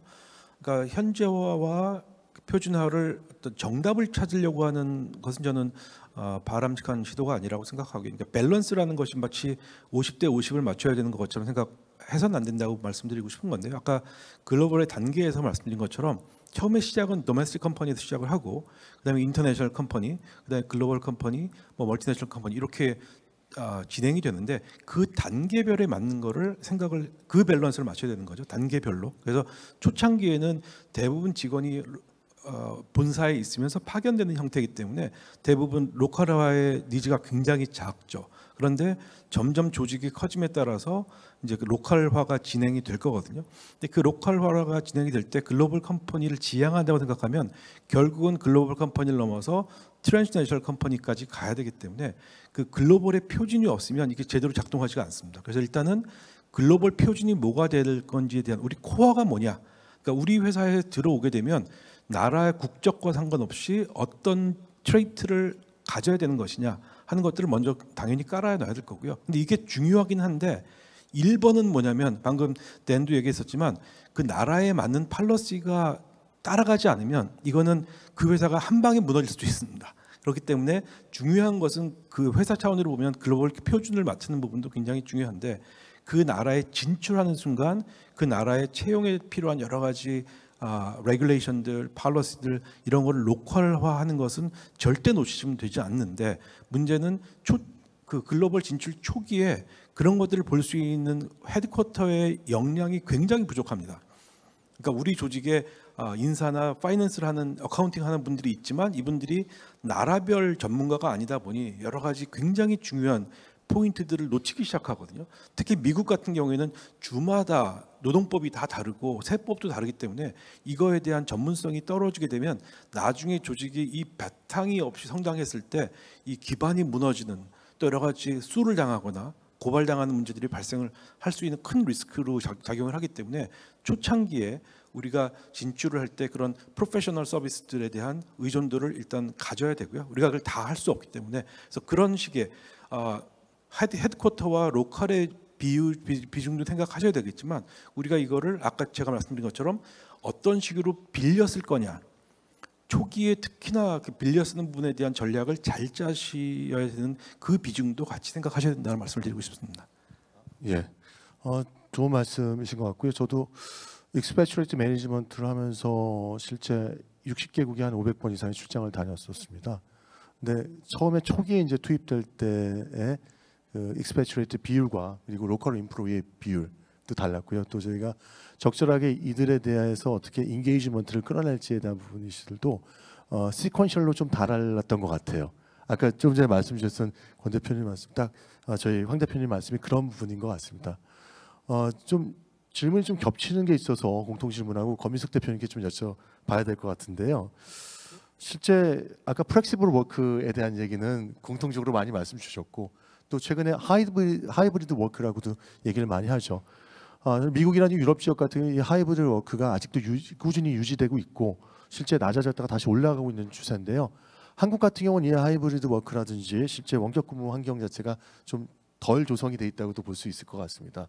근데 이런 환경에서 좀 글로벌 인재를 좀 확보하는데, 유지하는데 우리나라 기업들이 좀 불리할 수도 있다고 보는데요. 이런 문제를 어떻게 해결할 수 있을까요? 예. 네. 리모트로 이제 일을 하는 상황에서 결국 잘 관리해야 되는 건 지속성이라고 좀 생각을 하고요. 즉 구성원들의 어떤 성과, 퍼포먼스와 몰입도를 지속성 있게 잘 관리하는 게 중요한 것 같습니다. 근데 이제 한국 기업 문화상 아직 덜 발전되어 있지만 사실 가장 중요한 포인트가, 저는 이제 많은 제도들이 보완돼야겠지만 그 동료와 동료 간에 또는 리더와 구성원 간의 원원원 미팅, 1대1 미팅이 굉장히 중요하다라고 생각을 하고요. 특히 리모트 워킹 환경에서는 굉장히 중요한 것 같습니다. 그래서 어떤 대화를 나눌 것인가가 중요한데요. 본질적으로 나눠야 되는 그 주제는 정해져 있다고 생각을 하고요. 우선은 이제 내가 몸담고 있는 팀이나 나의 목표가 무엇인지에 대해서 명확하게 얼라인을 하는 것, 그것도 굉장히 많은 상황에 따라 바뀔 수 있기 때문에 계속해서 원원을 통해서 지속적으로 조정하는 게 좀 중요한 것 같고, 그 다음에 특정 기간 내에 그 목표를 향해서 어느 정도 달성할 것인가에 대해서 끊임없이 합의를 하는 것, 캘리브레이션 하는 것도 역시 중요한 것 같습니다. 그리고 그 수행하는 과정에서 원원을 통해서 지속적으로 피드백하고 레코그니션하는 그런 관계 형성이 중요한 것 같습니다. 권 대표님께서 좋은 말씀을 주셨는데요. 참 그런 것 같아요. 저도 지금 제가 교수로 소개를 받았지만 사실 지금 제 직원도 많습니다. 저도 산학협력단을 맡고 있고 연구처에다가 6개 조직을 맡다 보니까 직원들에 대한 관리라든지 하이브리드 워크, 리모트 워크에서 이런 부분들이 있는데, 아까 댄이 얘기한 것처럼 사실 이 하이브리드 워크가 이루어지기 위해서는 프로덕티브한 매니지먼트가 필요하거든요. 이 매니지먼트 방법에 대해서 상당히 많이 고심을 하는 것이 기업의 현상인 것 같기도 하고, 또 실제 멘탈 헬스 부분, 미국에서도 그렇고 호주에서도 이런 학자들이 조사한 결과 실제 하이브리드 워크나 우리가 이런 리모트 워크가 이 멘탈 디지즈에 한 70% 이상을 영향을 미친다는 연구 결과도 나왔습니다. 그래서 이런 부분들하고도 좀 관련이 있지 않을까 좀 생각이 들었습니다. 제가 좀 댄에게 좀 여쭤보고 싶은 게 있었는데요. 아마도 다양한 질문을 드렸는데 이 질문이 그래도 가장 저희한테 인사이트를 주지 않을까에 대한 부분이라서 생각을 해봤습니다. 실제 한국 기업이 이제 현지에서 인력을 채용합니다. 그럼 거기서 이제 우수한 인력들도 있고 우리가 꼭 취해야 될 인력들이 있는데, 이 핵심 인력들을 유지하기 위해서 해외 지사에서 이와 같은 부분을 위해서 좀 다양하고 포용적인 직장 문화를 지속적으로 유지하기 위한 경영 방법이 무엇이 있을까에 대한 부분을 좀 알려주셨으면 좋겠거든요. 예.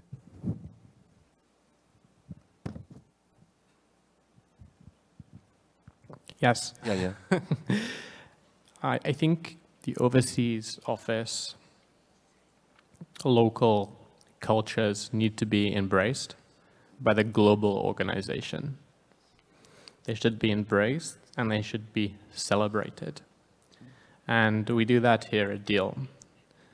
In our overseas offices, we ensure that the local stories can be told when it comes to things like holidays, religious celebrations. We have people in Asia that learn about the religious festival of Ramadan, for example, or Thanksgiving, or American Independence Day. And we've been very heavy in driving this type of narrative in Deal. And the product of this process is that the overseas office feels very included and very proud to be a part of the global company. And the other offices, whether it is headquarters or additional overseas offices, are very interested to learn about these cultures and these things. And it creates interconnections and talking points between the different nodes around the world.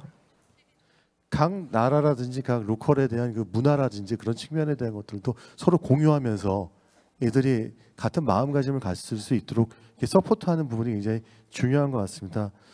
실제 저도 이제 미국에 있을 때도 그랬지만 다양한 인종들이 굉장히 많이 섞여 있고 또 뭐 대한이 원래 액센트를 보고 들으셨는지 모르겠지만 뉴욕에서 왔다는데 뉴욕 액센트가 아니셨죠?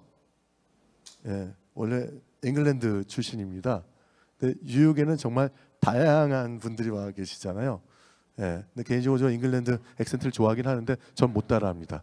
예, 근데 그런 부분들이 있는데 오늘 아까 주신 것처럼 그 멜팅팟 같은 데서 이제 저희가 같이 비해서 미국 회사들 같은 경우는 인클루전이라는 단어를 상당히 중요시하고 이 단어가 아마 회사에서 가장 중요시하면서 강조하는 부분일 것 같습니다. 다이버시티보다도 더 강조되고 있는 것 같아요. 최근에는요.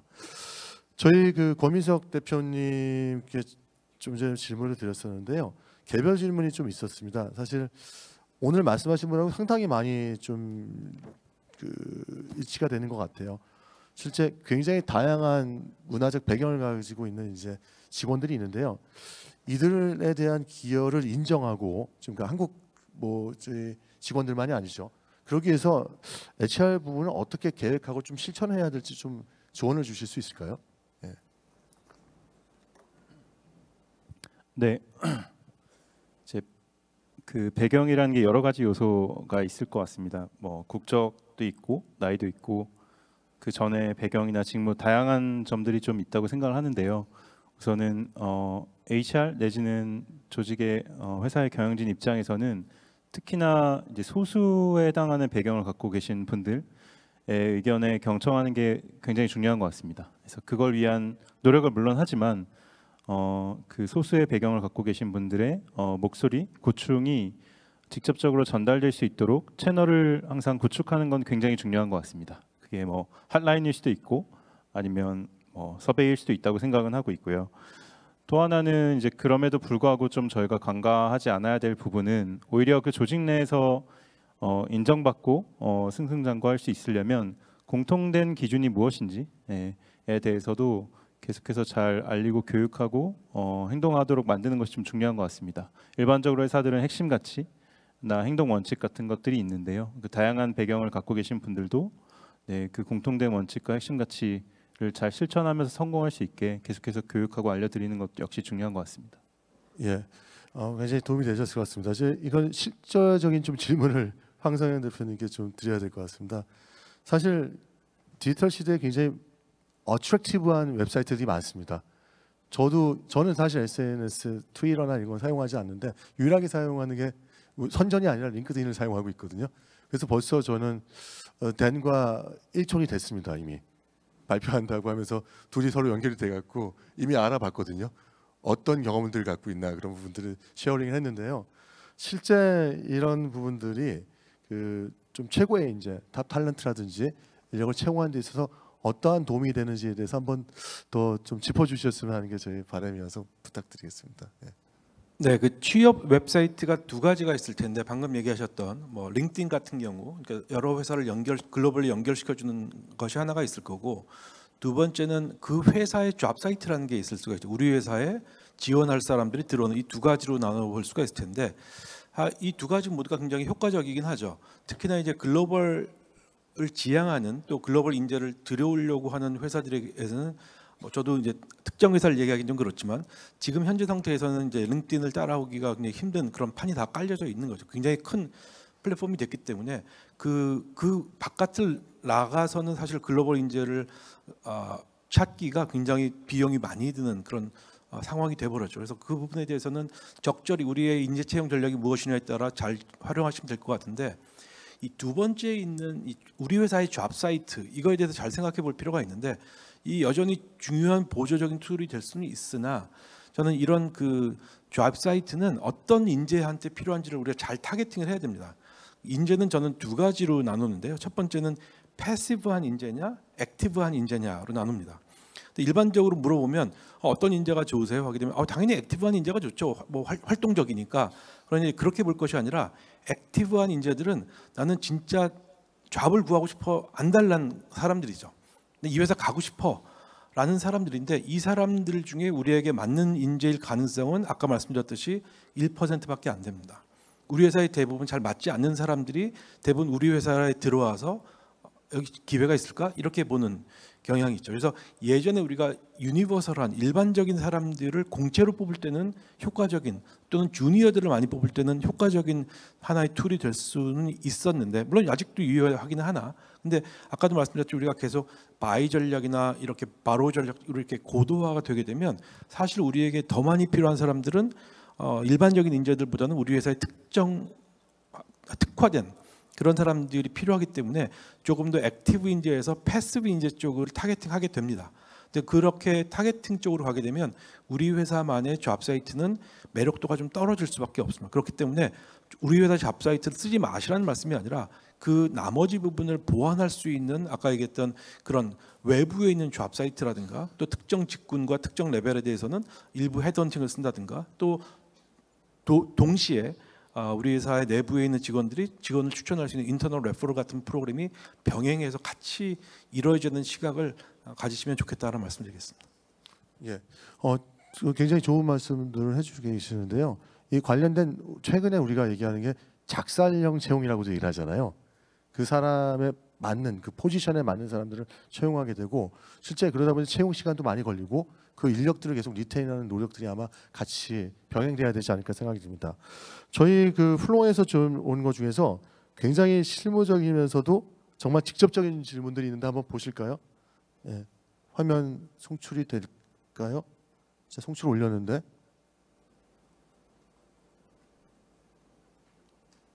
여기서는 올라가지 않는 것 같은데 제가 체크를 했는데, 예, 잠시만 봐주시겠어요?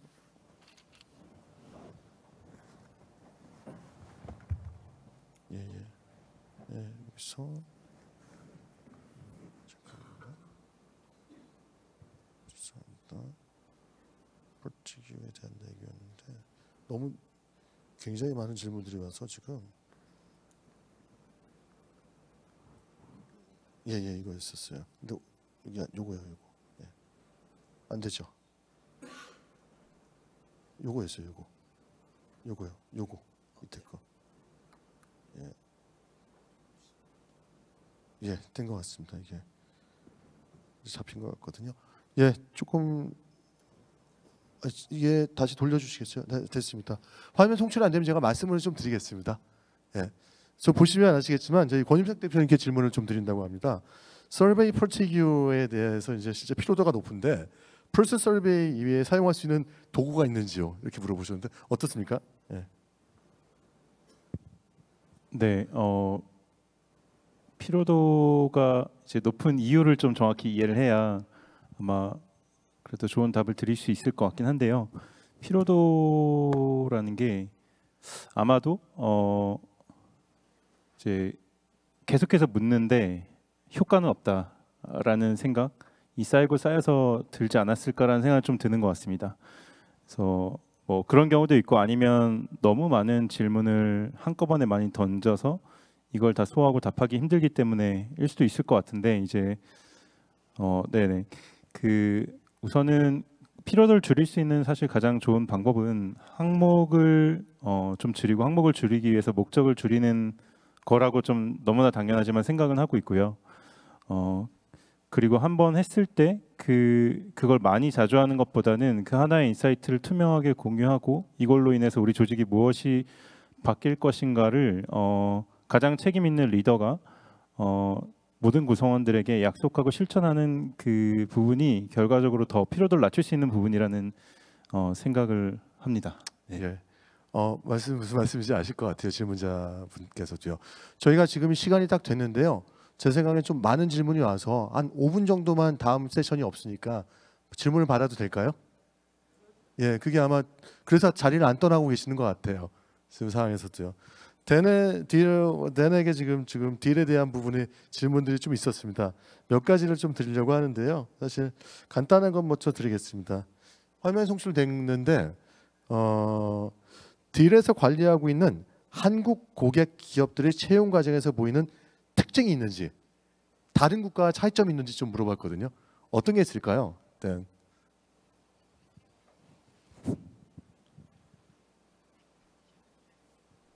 Thank you. Yeah.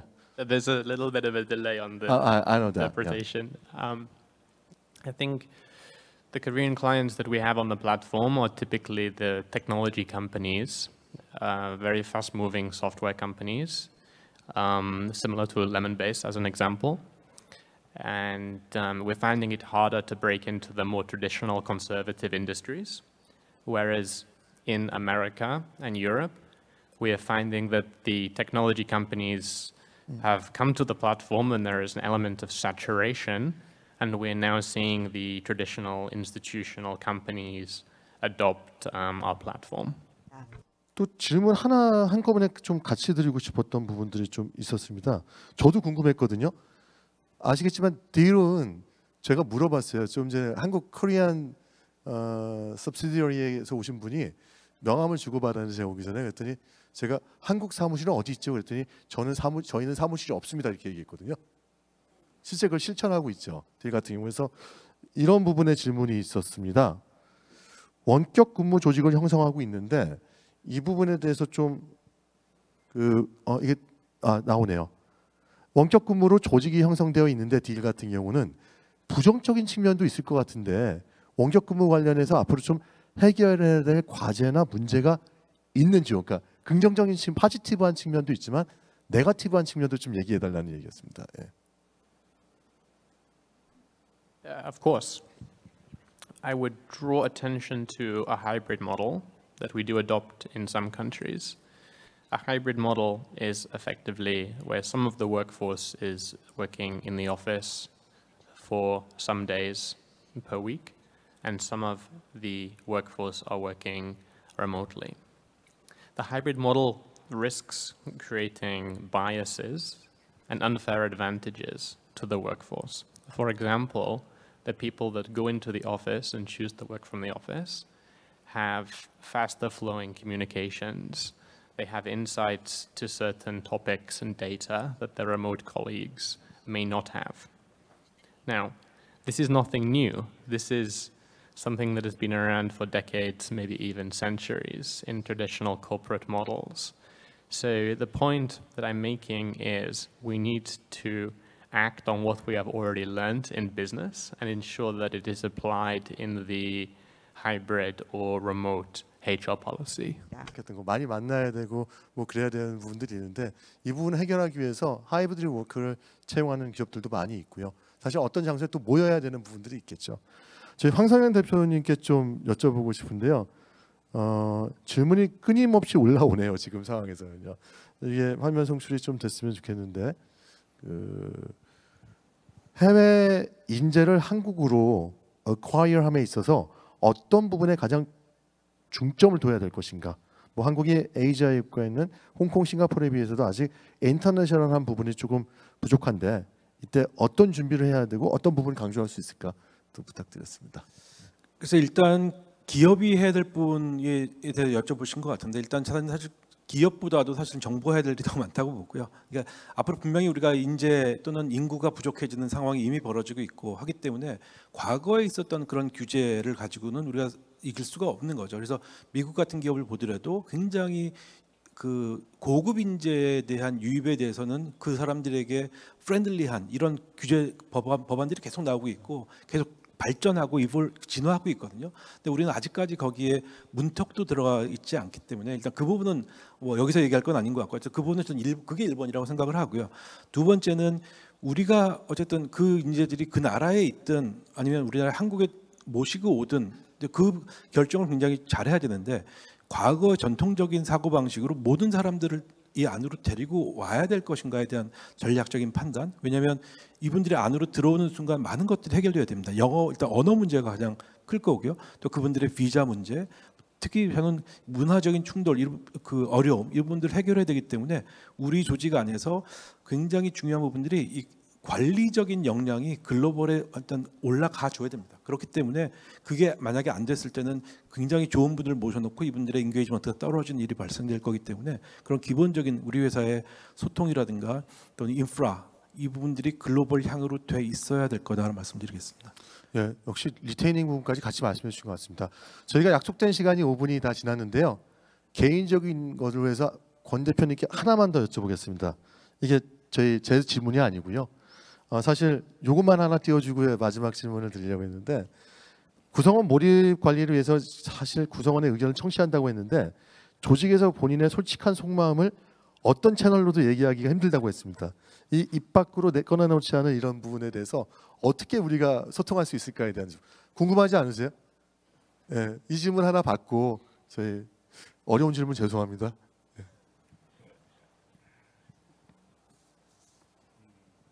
네, 네, 뭐 말씀을 주시지 않으면 어떻게 알 수 있을까는 보이는 행동을 통해서 파악하는 수밖에 없지 않을까라는 생각은 좀 들고요. 아까 앞서 이제 저희 발표에서 말씀드렸던 것처럼 많은 행동이 패턴화돼서 드러나는 데이터들이 요즘 회사에서는 쌓이고 있다고 생각을 합니다. 일을 하면서 다양한 온라인 도구들을 사용하고 있고, 뭐 예를 들면 아까 뭐 네트워크 분석 예시를 좀 말씀드렸는데요. 뭐 회사가 팀즈나 뭐 슬랙 같은 소통 도구를 쓴다, 아니면 이메일 도구를 쓴다라고 했을 때 소통에서 원래는 그러지 않았는데 이제 소통량이 줄고 네트워크의 빈도가 단순해지면서 좀 고립되고 있는 구성원이 누구인지를 파악하는 것, 아니면 더 단순하게는 일종의 근태 데이터를 확인해서 급속도로 뭐 지각, 지금 휴가 사용이 는다든지 이런 행동 패턴이 드러난 데이터를 분석해서 보완하는 것 역시 되게 중요한 것 같습니다. 네, 저희 황 대표님께서 옆에서 손을 저한테 주셔서 간단하게만 코멘트 부탁드립니다. 제가 하려고 했던 얘기를 미리 해주셨는데 강조드리고 싶은 것은 설문도 굉장히 좋은 툴이긴 하지만 말씀하신 것처럼 매개하지 않은 것들이 이미 조직 안에 다 있거든요. 그게 이제 HR 데이터 영역인 거고 그게 People Analytics라는 영역으로 이미 한국에서도 많이 올라오고 있기 때문에 그런 관심을 좀 가지시면 거기에 데이터가 이미 다 있고 그거를 확인해 주는 것이 방금 권 대표님 얘기하신 그런 펄스 서베이에서 우리가 확인을 하는 것이지 없는 것을 만들어내는 것은 아니거든요. 그래서 그런 것들이 되려면 일단은 조직 내에 사람과 관련된 데이터가 많이 있어야 가능합니다. 그게 없는데 AI가 찾아낼 수도 없는 것이거든요. 그래서 많은 데이터를 담을 수 있는 그릇을 초기에 좀 많이 만들었으면 하는 바람을 가지고 있습니다. 네. 예, 좋은 답변 감사드립니다. 약간 시간이 초과되는데요. 여러분들께서 정말 많은 질문들이 있어서 다 다루지 못해서 좀 죄송스럽긴 합니다. 오늘 다시 한번 저희 발제해 주신 황성현 퀀텀 인사이트 대표님, 그리고 저희 레몬베이스의 권민석 대표님, 그리고 유행에서 오신 단 웨스트가스 CEO에게 감사의 박수 부탁드리겠습니다. 예, 감사합니다. 예. 네, 고맙습니다. 우리 기업의 입장에서는 이 우수한 인재 확보를 하는 것이야말로 기업의 미래를 결정할 아주 중요한 과제일 텐데요. 그만큼 보셨다시피 많은 고민과 또 전략이 필요한 부분이 아닌가 하는 생각이 듭니다. 이번 세션에서 나누셨던 이 많은 의견과 제언들을 통해서 정답에 조금 더 가까이 가는 시간 되셨길 바랍니다.